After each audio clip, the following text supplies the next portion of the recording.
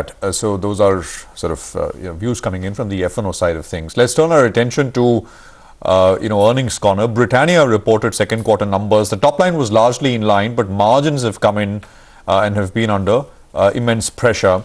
Abneesh Roy is Executive Director, Institutional Equities at Edelweiss Securities. He's joining us for some thoughts. Abneesh, good to have you here. Thank you very much. What did you make of the numbers from Britannia?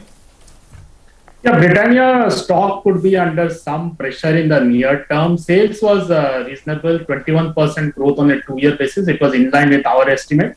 But the margins were clearly below estimate. In our recent note on Britannia, we had highlighted because of the palm oil, cashew prices and the fuel cost, there will be pressure on the gross margin and EBITDA margin. HUL and Britannia, Nestle have done better than Britannia in terms of managing margins. So if you see Nestle's gross margin pressure was only half of Britannia's gross margin pressure. So some pressure definitely will be there. So we prefer two themes currently. Companies which are more indexed to out-of-home consumption and have a more diversified basket. And also there is some cool off in some of the raw material because ultimately most raw materials are very inflationary at a 10-year high. So if I see these themes, our topic will be Dabur, Hindustan Unilever and Nestle. So these will be the preferred names over Britannia. Long term for Britannia continues to look good. In the second half, the base for Britannia becomes more favorable. Second, 2 kg per capita consumption of biscuits in India versus 10 kg for the advanced countries. Also, adjacency is currently only 20%. So Britannia can gain market share in the biscuits and also expand adjacency like cake, rusk, wafers, and salty snacks. I think that is a big opportunity in the opening of the economy also. But near term, I think because of Parle's aggression in the last 18 months and the problem of the gross margins, the stock could pull off 3-4% in the near term because of the miss on the margins versus the street.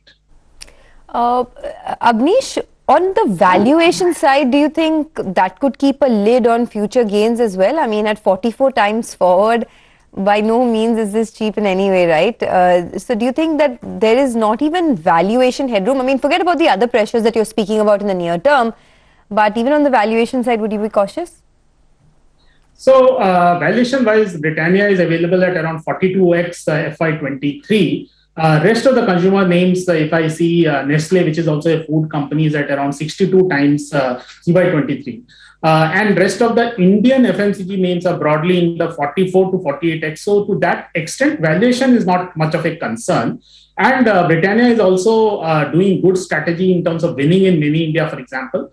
They have taken milk bikis from South India to North India, and they are doing similar winning strategy for multiple brands. So net valuation is not a concern, but ultimately what happens on the Go Airways IPO, what happens on the ICDs, on the leadership also, there was recently that news flow on the succession to Varun Berry. So if those things get clarified, I think the stock can re-rate. As I pointed, today there will be some weakness, but second half is looking quite favorable for Britannia. And if the edible oil prices correct, if cashew prices also correct, and the fuel cost also has been cut by the government, I think the worst of the margin pressure also clearly is behind for Britannia.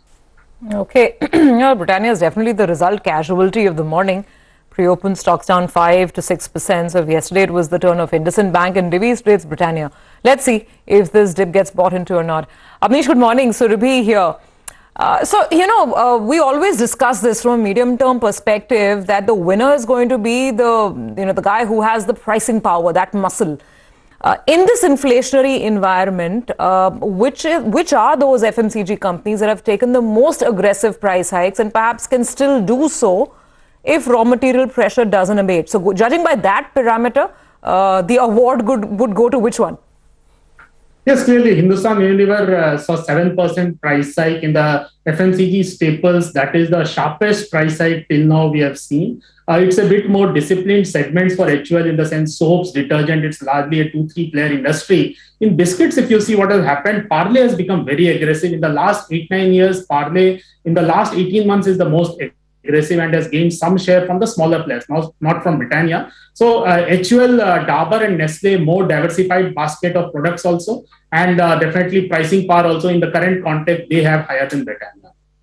All right, Abneesh, we'll leave it. Oh, you have another I question? just have a follow-up question, Abneesh, on that. Many of these stocks are anyway 10 to 15% off the 52-week peak. I'm talking about the staples. Considering the market's move is more towards, the reopen plays, would it be better to look at discretionary consumer plays? And in that basket, what would be your top bet? Yes, you're right. We are seeing much more interest from investors from the opening up. So, for example, PVR Inox is something which we really like. The stocks are also at a multi-quarter high, multi-year high, Inox, for example. Similarly, we do like Titan, Trent, for example, and Asian Paints also now with that kind of a price hike, 9 to 10%. That's also one more good name. But of course, Asian Paints will see the crude oil pressure in the near term again. So we'll prefer PVR, Inox, Titan, Trent in the discretionary. Hey, all right. Thanks a lot for joining us. PVR has seen a huge run up ever since theatres have opened. And Suryavanshi, by the way, has done phenomenally on day 1 and day 2. So, of course, the beneficiaries are there for you to see. PVR in the last 3 months or so, it's gone from 1300 all the way to 1800. But Nimesh is standing by, my colleague, to give us the standout brokerage report of the day. Nimesh, hi, morning. Hi, morning, Sonia. So today's standout is in Apollo Hospital. A big